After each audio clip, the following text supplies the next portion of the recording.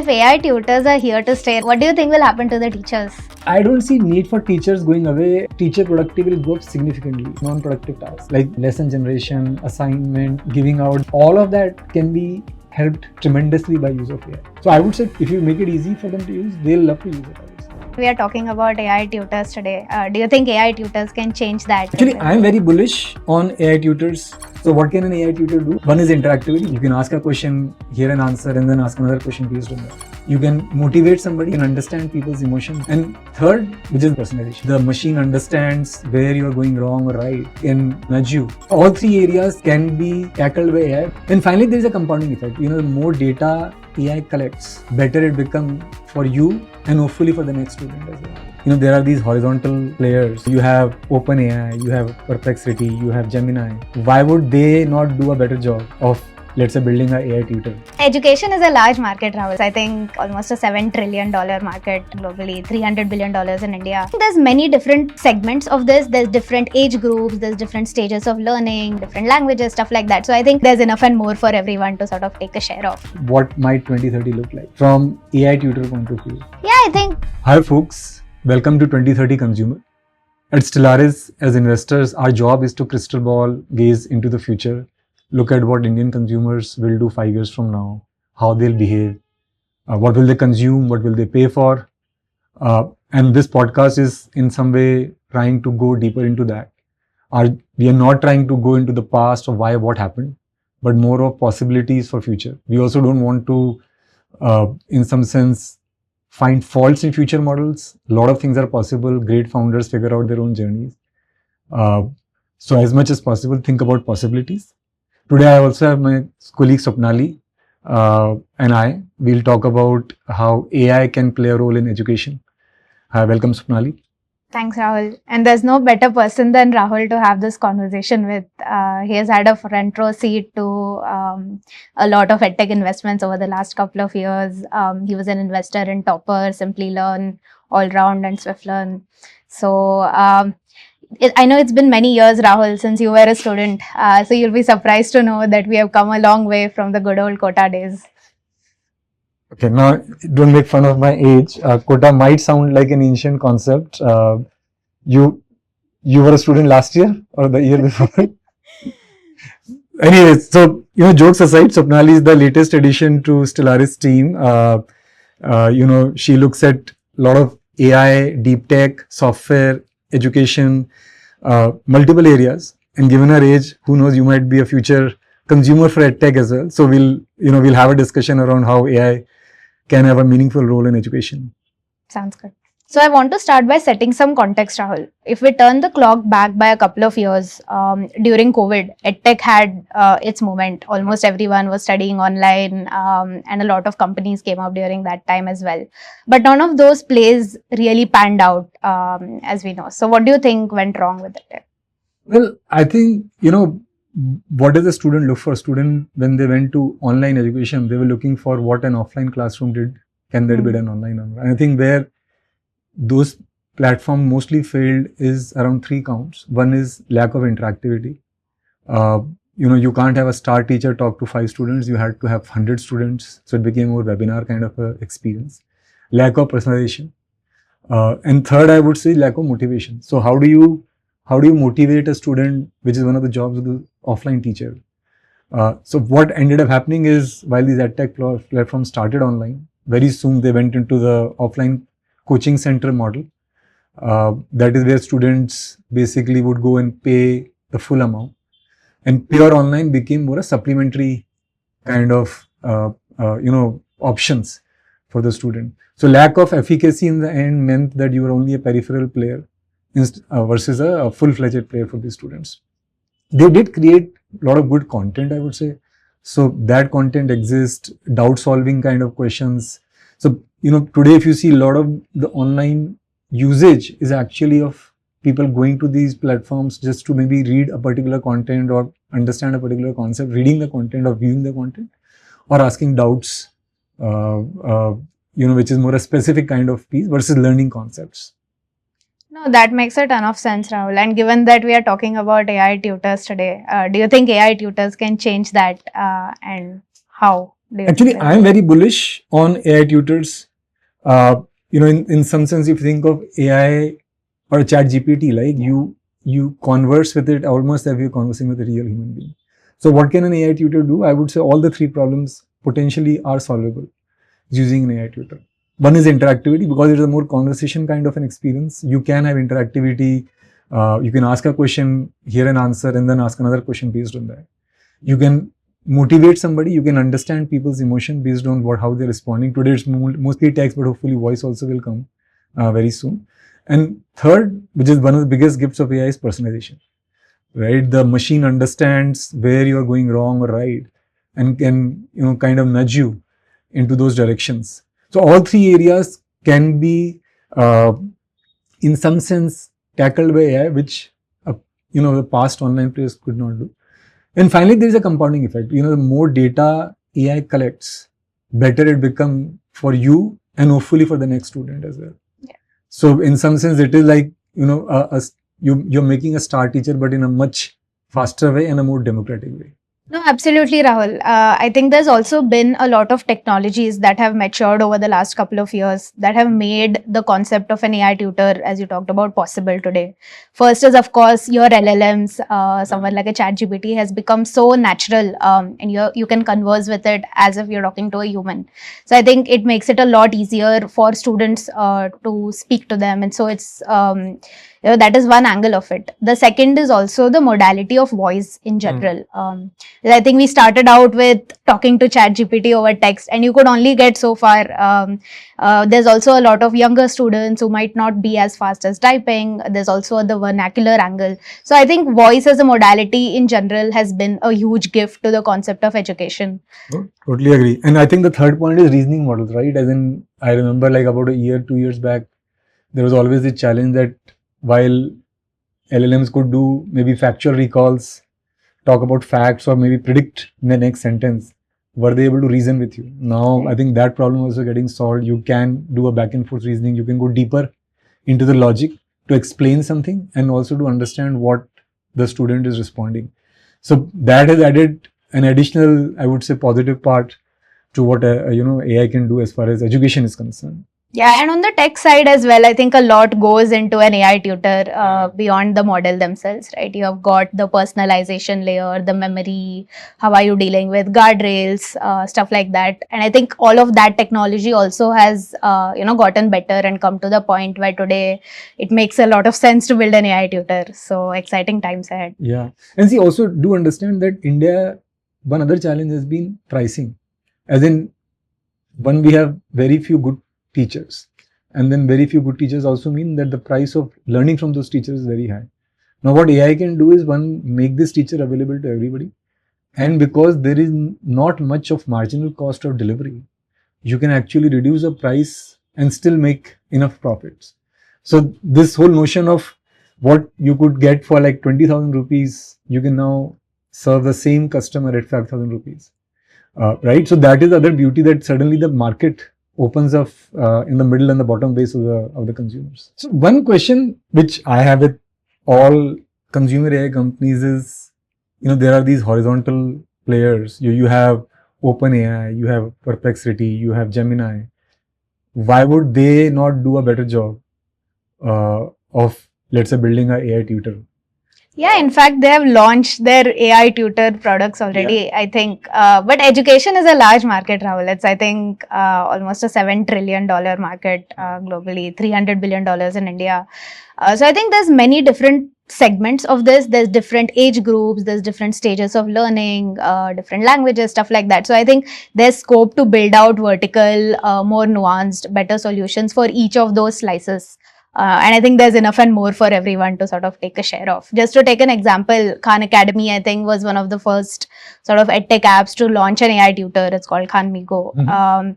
And today, I think almost 2 million people are using it. This is more of a K-12 university sort of solution. And it basically uses the Socratic method. So it gives you sort of answers, but not the full answer itself. So I think there's many different approaches that different startups will take, and there's enough and more for everyone to go around. See, the other question that comes up is there a need for an Indian startup? And again, there I feel that there are few nuances just specific to India. And generally, like if you even look at past, right, healthcare and education are two areas where every country behaves very differently. So the fact that we have JEE, we have NEET, we have UPSC, all these exams. If you're building a company, you can't tell consumer that will give you half-baked product. You have to build a full product.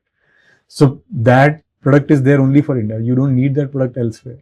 I think that is one other, like one big reason why you will see India for startups. The other is that you earlier mentioned vernacular. We have so many different languages, concepts have to be taught in those languages, sometimes English plus that language. So that again, you have to almost create like a teacher which is behaving for that particular language or vernacular need. And third is, I think a lot of plumbing has to be done, right? I think if I'm preparing you for, let's say, Tamil Nadu State Board, I need to know what does Tamil Nadu State Board evaluation looks like. So basically, backend has to be built to be able to respond. Same question, same response might have to be evaluated differently if you're giving a response in Rajasthan State versus Tamil Nadu State. So those are reasons why I think not only vertical players like this, but also Indian startups will an important role as far as education in India is concerned.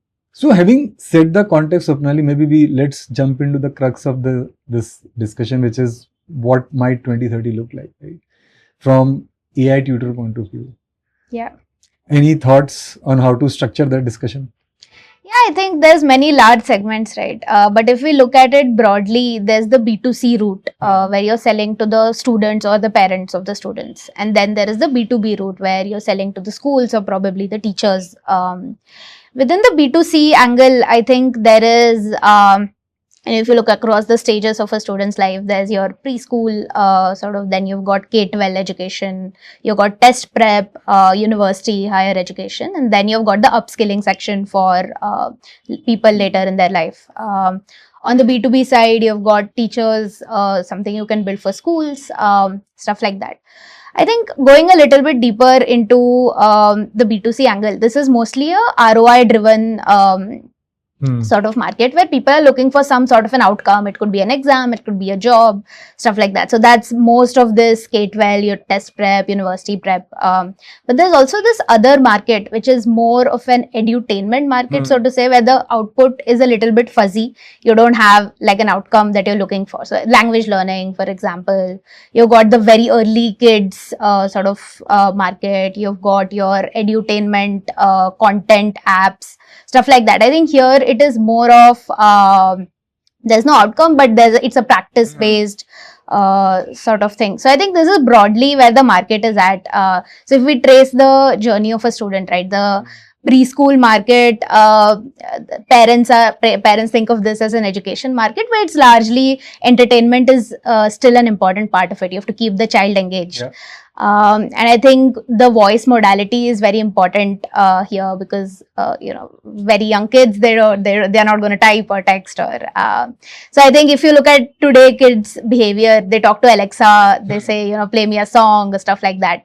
The question is, how can we extend that, right? Can students maybe talk to Alexa can tell them stories, like ask questions, learn more about whatever they're learning about, and toys is the other modality, right? Can you maybe embed some of these voice modules within toys, which are what the child is mostly closest to, like your doll is speaking to you, would be a great experience for most kids. So I think that's one part of it, which is the early kids segment. But K-12, which is your schooling, is where things start to get a little more serious. So what are your thoughts on that? So K-12 is a very interesting segment. It is somewhere, where you're not yet there from preparing for a serious exam, but parents do want their kids to, in some sense, get good marks every year. Mostly it is today, the way it gets done is through tuitions, which is basically sometimes teaching a concept, helping people practice for an exam or get them to do homework, right? I think there's a clear possibility there to build an AI tutor, which is essentially helping you on all three of these pieces. The one, I would say the one big challenge has been, or two big challenges I've seen in the past has been, one is engagement. See, unlike when you're preparing for NEET and JEE, at least you can assume that there is some level of motivation. But for the 12 years of your K-12 school, it's not as if kids are very motivated. So how do you keep them engaged is a one big challenge, and AI will have to be built for that. The other is curriculum alignment. For good or bad, like large part of middle income household goes to private schools. Each private school has, even if you're CBSE board affiliated or ICSE board affiliated, you have a certain, your own way of curriculum, right? And what is taught this week in your school is something that AI may not know. But kid will not be able to relate to any concept you try to teach, which is going to be taught to them 2 weeks out or was taught to them 5 weeks back. And exams are also very specific to what has been taught for those 2-3 months. So that is one big challenge in the K2 as well. Offline tuition, what happens is the neighborhood teacher, he or she is aware of what is happening in their school. So that piece has to be solved for. But if one can, maybe there is an interesting market, because again, this is a price sensitive market. So AI can play a very interesting role by providing a low cost solution. The other option is to sell to, as you were earlier saying, schools or teachers.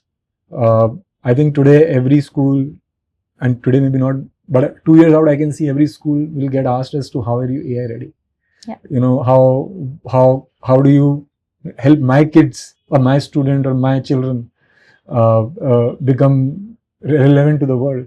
And there again, selling these solutions of how co-pilots can be used by teachers or in the classroom could be a very interesting way to build a business.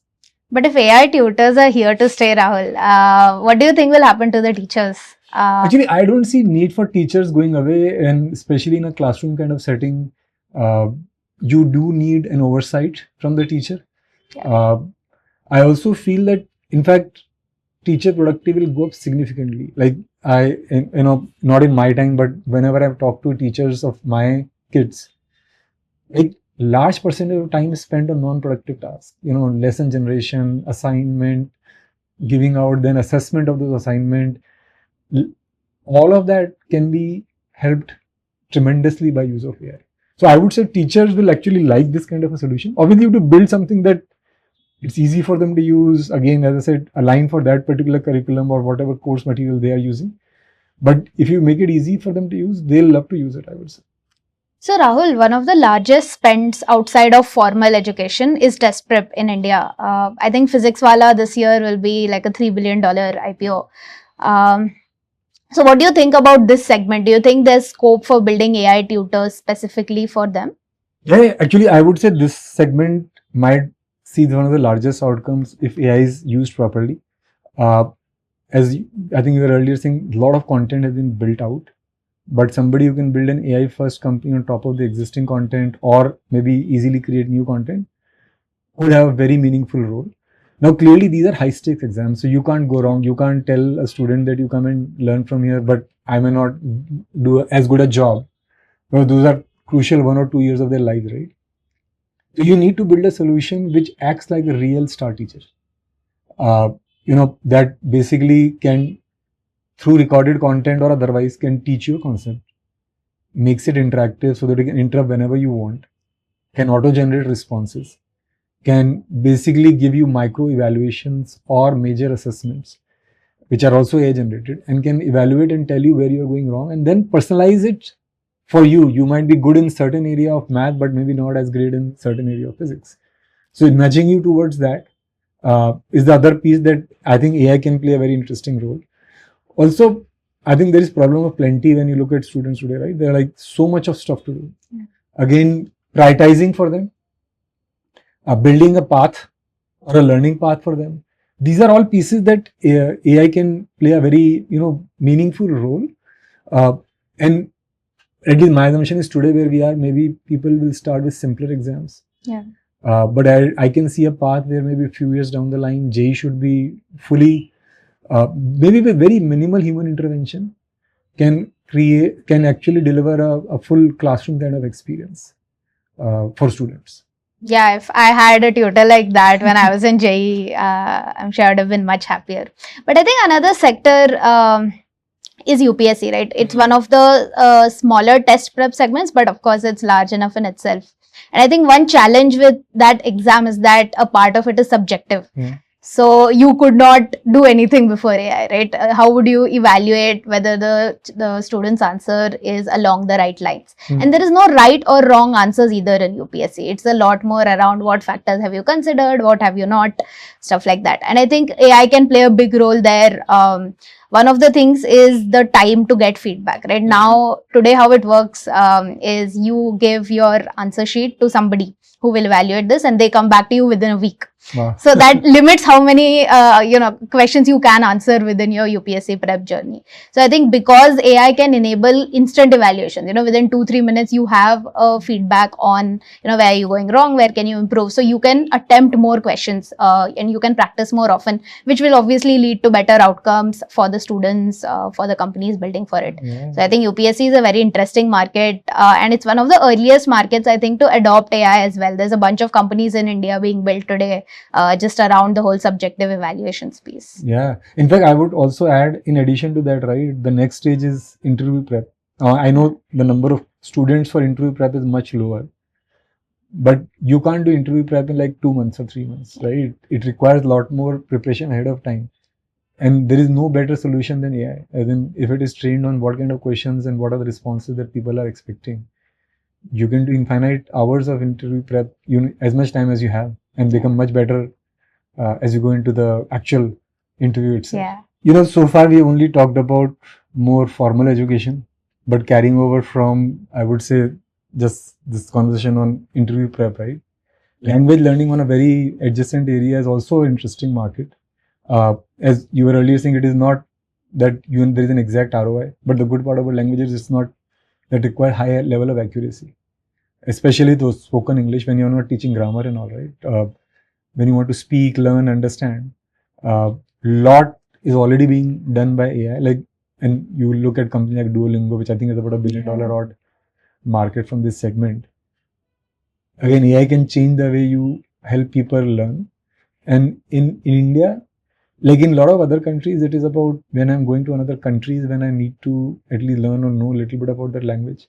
But in India, if you think of it, English speaking has been a area that people have wanted to dig deeper into for different, again, scenarios. Like parents want their kids to be very confident when they speak English. When I'm looking for a job, I need to know how to learn how to speak. Salespeople, anybody who has a consumer facing role need to understand or at least be confident when speaking English. And again, AI can play I would say a very key role in helping people learn English itself. Yeah, and I think there's also the content economy angle. Now that everyone is speaking on video, putting out videos of themselves, they want to be better spoken, they want to practice, maybe their pitch, their confidence levels, stuff like that. And I think practice helps there as well. I think the other interesting segment is the short form edutainment. So Seekho has been a success story in the last few years. I think it's almost at 100 million downloads today. But this whole idea that you can take simple topics, like personal finance, it could be how to start a business, government work, stuff like that, and present that in a more engaging. So this is still education, but it's a lot more like reels, right? You're scrolling, it's short form video. And I think for this, there can be different niches within, for different types of audiences. So there's scope to build in that edutainment sector as well, for sure. Yeah. And if I were to extend my imagination, see, today we are only talking in form of education, which is like a vertical. What we don't know is, will these verticals even stay vertical? And what I meant by that is that with AI, you might have an app which is on a cusp of education, self-improvement, and friendship, right? Because it's not as if we learn only by going to a class. We learn from each other. So there could be app which help you, let's say, improve your confidence by speaking to a friend, or the point you were making, getting advice from somebody and hopefully becoming a better person. Maybe some skills are being learned that way as well. But overall, if you think of AI, I would say in all of these areas, education, self-improvement, companionship and all, it has the potential to create a lot more engagement, hopefully also get better outcomes. So I'm very excited, on how things will change going forward in future. Yeah, Rahul, although I'm happy that my JE days are behind me, I think it's a great time to be a student right now, and to be learning. But what about you, Rahul? Do you have any nostalgia from your JE days? Well, I think I don't remember anything that I studied for JE or in engineering. I think, the memories I have is of those late night debates with your friends on how to solve this question. This is the right way to do it, and this is the right answer and all. I hope AI will not take away that human interaction part of it. Uh, that's a fun of at least if you look at your college Yeah. and your student life, those friendships you make. So that should stay. Uh, Anyways, thanks for joining me, Swapnali. I think while you make or we've talked about few areas, we'll see 4 or 5 years from now which of them will come true and which of them not, and hopefully founders will tell us a lot more as well. Sure, Rahul. Thanks for having me. Thank you.